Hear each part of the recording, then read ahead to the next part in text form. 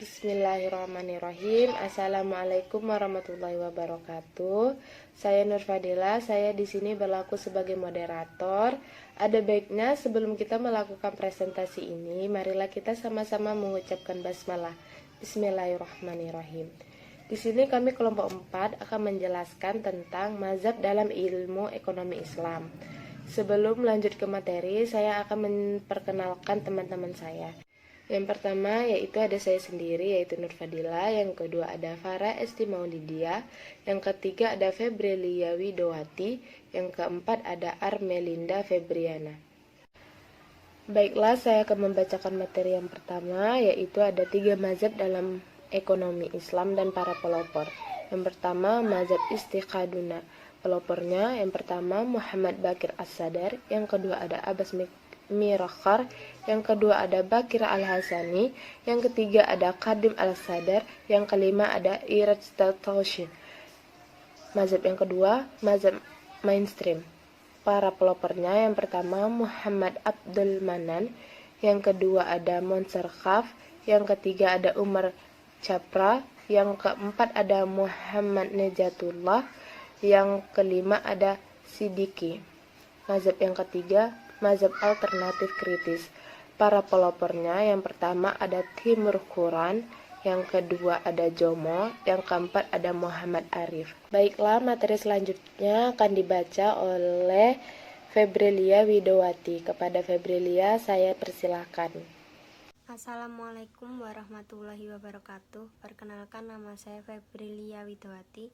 Saya akan menjelaskan tentang mazhab Iqtisaduna. Mazhab ini berpendapat bahwa ilmu ekonomi tidak bisa berjalan seirama dengan Islam. Ilmu ekonomi dan Islam adalah tetap Islam. Kedua hal ini tidak akan bisa disatukan karena berasal dari pengertian dan filosofis yang berbeda. Yang satu anti-Islam, anti Tuhan, dan yang satu lagi Islam. Perbedaan pengertian filosofis ini akan berdampak pada perbedaan cara pandang yang digunakan dalam melihat suatu masalah ekonomi, termasuk juga dalam alat analisis yang dipergunakan. Menurut ilmu ekonomi, masalah ekonomi muncul karena adanya keinginan manusia yang tidak terbatas, sementara sumber daya yang tersedia terbatas, di mana faktor utama permasalahan ekonomi adalah masalah kelangkaan.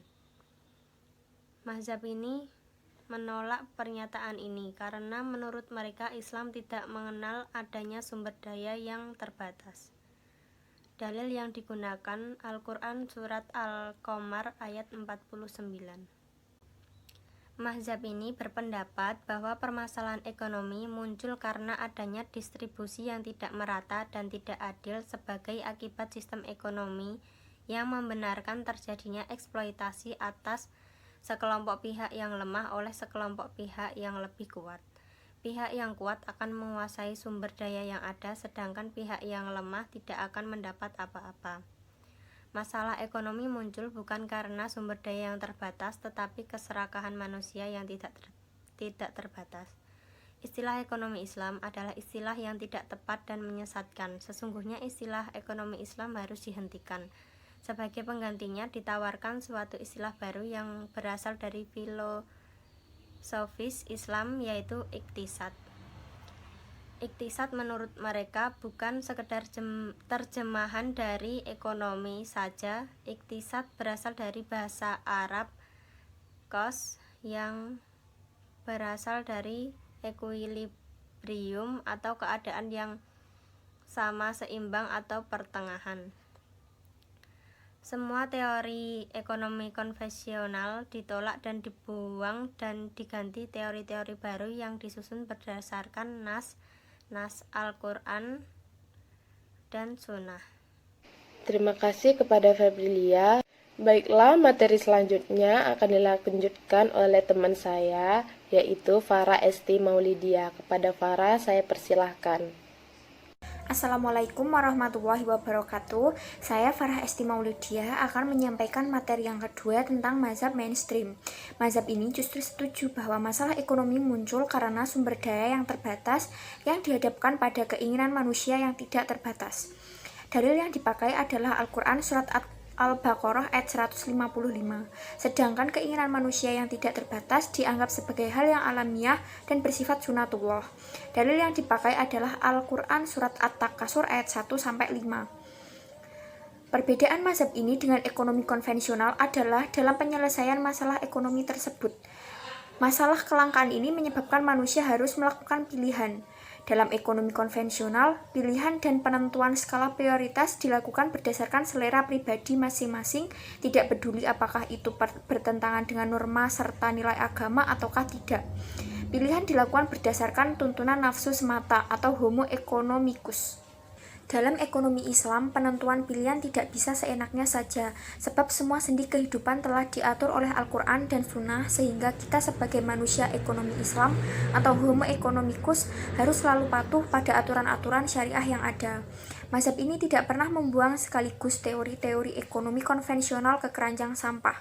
Yang bermanfaat diambil, sedangkan yang tidak bermanfaat dibuang, sehingga terjadi proses transformasi keilmuan yang diterangi dan dipandu oleh prinsip-prinsip syariah Islam.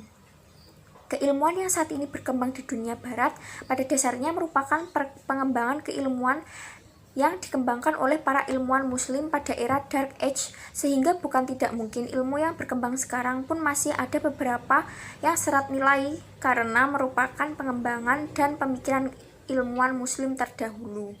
Sekian dari saya. Terima kasih kepada Farah. Baiklah, materi selanjutnya akan dibacakan oleh Armelinda Febriana. Kepada Armelinda, saya persilakan. Assalamualaikum warahmatullahi wabarakatuh. Perkenalkan, nama saya Armelinda Febriana. Di sini saya akan menjelaskan mazhab yang ketiga, yaitu mazhab alternatif kritis. Mazhab ini mengkritik kedua mazhab sebelumnya. Poin yang pertama, mazhab pertama dikritik sebagai mazhab yang berusaha untuk menemukan sesuatu yang baru yang pada hakikat aslinya sudah ditemukan oleh orang lain. Mereka menghancurkan teori lama untuk kemudian menggantinya dengan teori baru yang notabene sebagian telah ditemukan. Poin yang kedua, mazhab kedua dikritik sebagai jiplakan dari ekonomi konvensional dengan menghilangkan variabel riba dan memasukkan variabel zakat serta niat. Poin yang ketiga, mazhab ini berpendapat bahwa analisis kritis bukan saja harus dilakukan terhadap ekonomi konvensional yang telah ada, tetapi juga terhadap ekonomi Islam itu sendiri. Poin yang keempat, ekonomi Islam muncul sebagai tafsiran manusia atas Al-Quran dan Sunnah, di mana tafsiran ini bisa saja salah dan setiap orang mungkin mempunyai tafsiran berbeda-beda. Dan poin yang terakhir adalah, setiap teori yang diajukan oleh ekonomi Islam harus selalu diuji kebenarannya agar ekonomi Islam dapat muncul sebagai rahmatan lil alamin di dunia ini.